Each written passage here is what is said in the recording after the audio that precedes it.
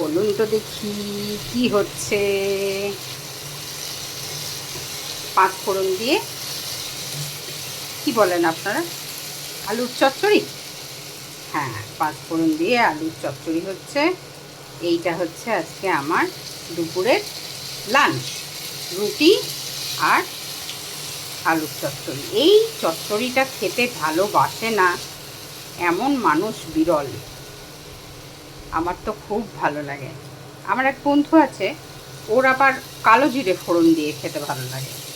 আমারও ভালো লাগে, আমার পাঁচফোড়নটাও খুব ভালো লাগে, তাই আজকে পাঁচফোড়ন দিয়েছি। আচ্ছা, আপনারা কে কে ভালোবাসেন এই আলুর চচ্চড়ি খেতে? আমি কখনো হলুদ দিই, আবার কখনো হলুদ দিইও না।